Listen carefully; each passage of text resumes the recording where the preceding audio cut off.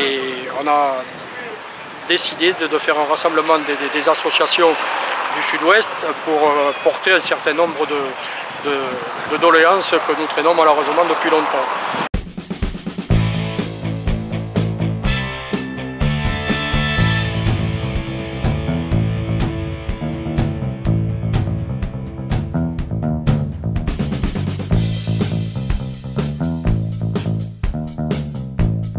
Nous avons réussi à obtenir une rencontre auprès de l'Agence régionale de santé. Nous avons avancé un certain nombre de choses, en particulier celles qui traitaient de l'aspect médical. C'est-à-dire que ça prend en compte les mauvais diagnostics dans le cadre de la reconnaissance de maladie, la mauvaise prise en charge des médecins dans la confection des dossiers, des documents indispensables à l'ouverture et au traitement du dossier.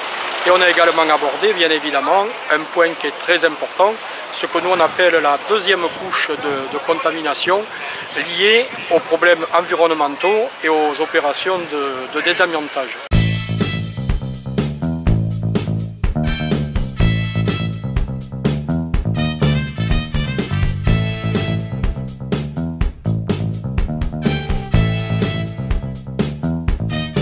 Alors on sait pertinemment qu'il y a des opérations de désamiantage qui sont faites dans de très mauvaises conditions, où les salariés sont encore exposés. On pourrait rappeler très rapidement que les valeurs limites d'exposition professionnelle sont totalement en deçà de ce que le devrait être pour avoir le minimum de sécurité.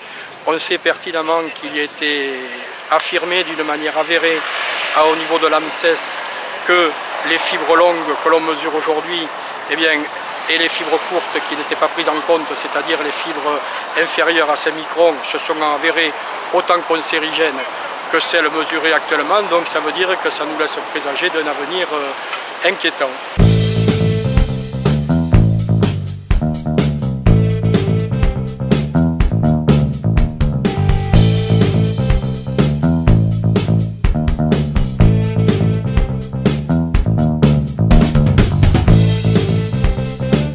Et ensuite, dans le cadre de l'élimination de l'amiante encore en place, il y a toute la problématique que rencontrent les particuliers parce qu'il n'existe aucun moyen de traiter ce genre de situation.